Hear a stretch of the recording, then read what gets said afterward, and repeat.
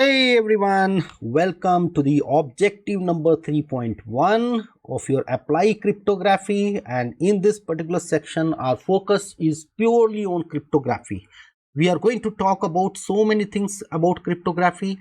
I am going to present you with certain questions on the screen, and once you go through this I am going to explain that more in detail. So with that said, my first question on your screen. Okay, so welcome to the question number 1 of the objective number 3.5. This question says, digital signature always guarantee the non-repudiation of a message. And very much, right? Digital signature is meant for that purpose only. So that if you are digitally signing a particular agreement, you are digitally signing a particular email, you cannot repudiate at a later point of time. So that particular trust is required. Okay, and how does it happen is the digital signature is able to mathematically calculate that this particular message has been originated from that particular source, right, by using the asymmetric cryptography, and that is very much the concept.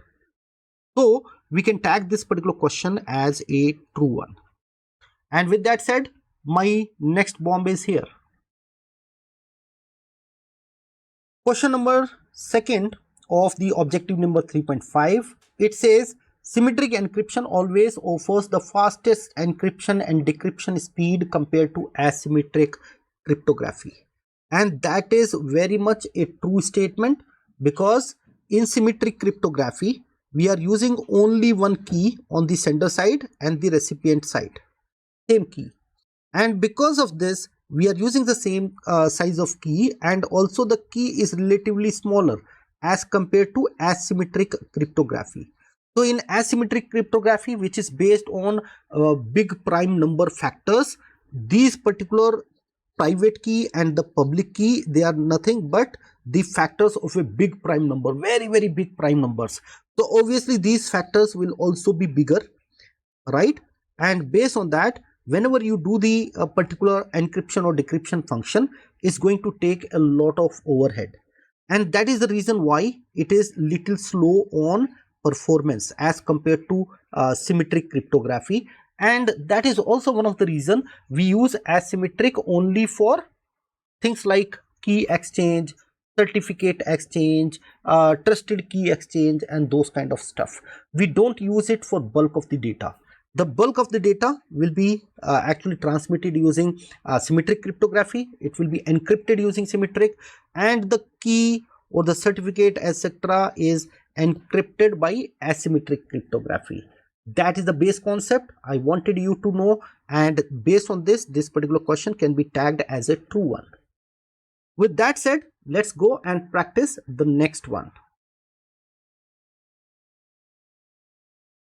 Welcome to 3.6 and question number 3, and this question says, the greater the key size in an encryption algorithm, the weaker the encryption. Not at all. Whenever we have the bigger key size, you can say the relationship is like this: key size, if it is bigger, then the encryption strength is going to be bigger. So this is kind of a directly proportional kind of relationship between the key size and the encryption strength, and that's the base concept. Based on this particular question can be tagged as a true one. Sorry, it can be tagged as a false one, because it is saying that key size is bigger and the encryption is weaker. No, which is hinting towards you can say inversely proportional, which is not right. So this particular question will be a false one. With that said, let's go and practice the next question. Let's explore the question number 4 of the objective number 3.6. The question says, steganography can be used to hide the existence of hidden data within another file. Statical analysis can help reveal the steganography attacks. Now, what is steganography attack? When I am able to hide some kind of information in a secret way in a particular media file, it can be a picture, it can be a media, it can be a audio or something like that. how does it happens is the least significant bit in each and every block where the impact is the minimum on the data quality and all, the impact is the minimum. That is where those least significant bits will then be used to hide the secret message which we need to transfer on the other side. And usually this secret message also is encrypted before you go and hide it. So that is one of the way in which steganography happens. Steganography can be very challenging to find out or detect in any kind of situation. That is why many terrorists and all those people, they try to use this kind of stuff. Now, is there a solution for that? Yes, the solution is called as statistical analysis, which will actually see the patterns of the entire content and the least significant bit in a particular message, because in a normal message most of the least significant bits will be blank, and if you find that in some cases they are consistently being fed up like more than the normal one, that can be an indication of a steganography attack. So most of whenever we use some kind of advanced DLP solutions to identify statistical this kind of steganography attacks, that is where we are using statistical analysis. So that's the true concept, and you can take it for your CISSP exam. With that said, let's go to the next question. Here we go for the question number 5 of the objective number 3.6, and this question says public key encryption. Now, few things guys, before we go and try out this particular question, CISSP exam is going to test you out on alternate keywords also. So you need to understand there are two types of cryptography. One is symmetric, one is asymmetric, and symmetric is called as private key cryptography, right, or a secret key cryptography, whereas asymmetric is also referred by public key cryptography. So be mindful of these names, otherwise this may lead to loss of one number in the exam. So do not fall prey to that. This particular question here is saying public key encryption. That means it is hinting towards asymmetric cryptography. It says public key encryption is always the best choice for encrypting large amount of data due to its speed. Not at all, right? This is a completely reverse statement. Actually, for symmetric cryptography is much more efficient for bulk data, or you can call it as large data, whereas asymmetric is good for small data, but the complexity is much more higher than the symmetric cryptography. So that way we are able to utilize both of them to meet our objectives, and based on that we can call this particular concept as a false one. With that said, let's go and practice the next question. This is question number 6 of the objective number 3.6, and we are going to talk about MAC, which stands for Message Authentication Code. It provides similar capability of a digital signature, including integrity and non-repudiation. So we are trying to compare MAC with digital signature, right? What is MAC first and foremost? So by letting a particular plain text go through the hashing algorithm, we are able to generate hash, and hash is a fixed length value irrespective of whatever size of input you give it to it. This particular outcome hash is also called as message digest. This message digest comes into two forms. One is called as message integrity code, which we will understand in some other question. In this question, the focus is on MAC, which is called as message authentication code. How it is able to authenticate it? For example, there is a sender and there is a receiver. Sender will actually have a predefined key or a pre-shared key. So there will be a key here as well and here as well between both the party, sender and recipient. They will both mix up this particular key into the main message. They will do a XOR operation here, and then the final outcome message will then go through the hashing algorithm, and this outcome will now be called as MAC. This MAC is able to give you authentication that this is actually because this pre-shared key is there with the other party. Okay, because this particular key is there with the other party. So that is the beauty of having the MAC. It can give you authentication, it can give you integrity as well, which is great, better than MIC, because MIC only gives you integrity, it doesn't give you authentication at the same time. But comparing a MAC with a digital signature might be little bit of exaggeration on that. Why is it? Because digital signature, they are based on asymmetric cryptography, and we leverage asymmetric cryptography on top of hashing to create digital signature, and this gives us a very strong trust that this particular message is coming from the other party. That means you are able to be double sure on the origin authenticity, okay, origin authenticity, and you are able to also have known repudiation also. Known repudiation also. Known repudiation is not possible in case of MAC. Why it is not possible? Because the pre-shared key which is being used on both the end, that can also get compromised, no? If that pre-shared key itself it is getting compromised, then the entire known repudiation will go for a toss.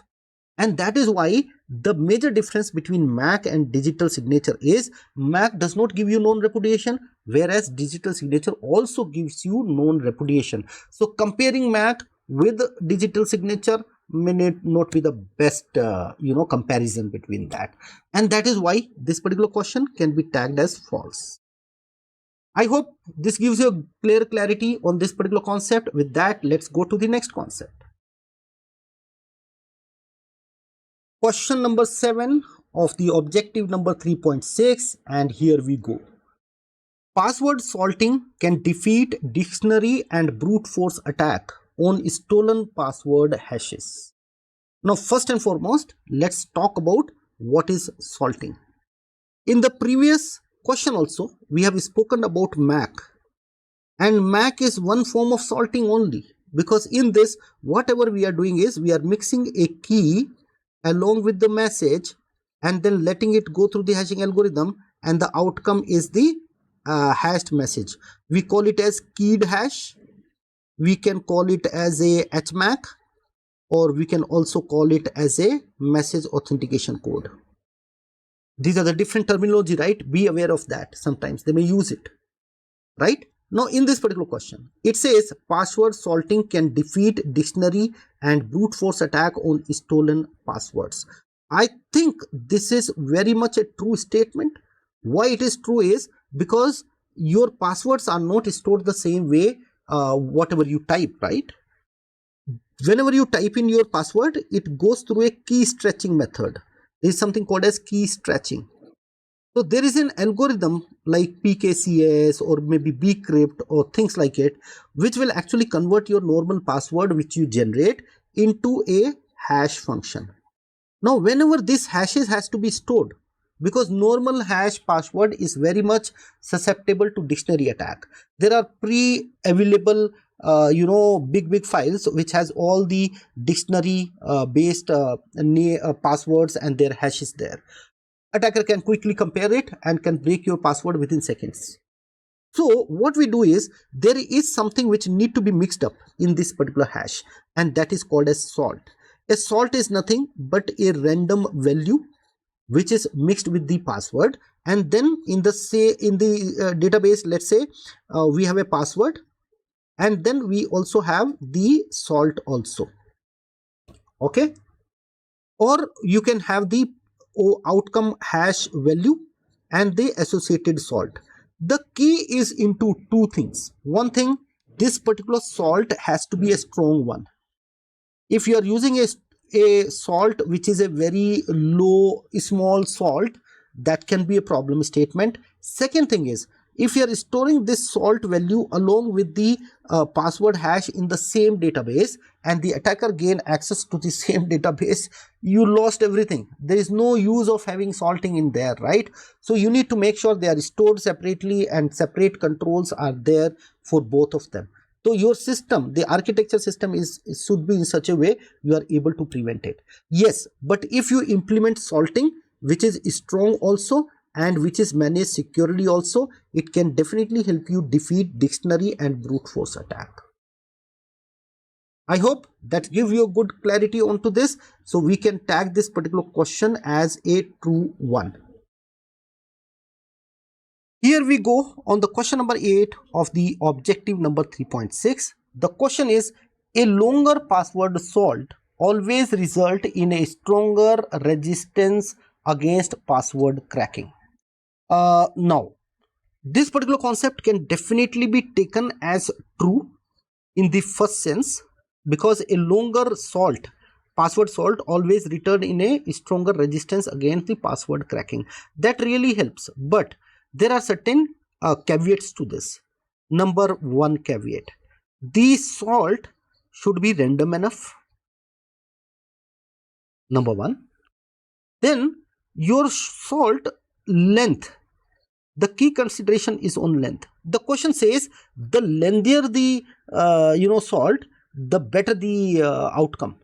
But yes, but then how long? Can you make a salt of, let's say, 256 character? That will be little too much.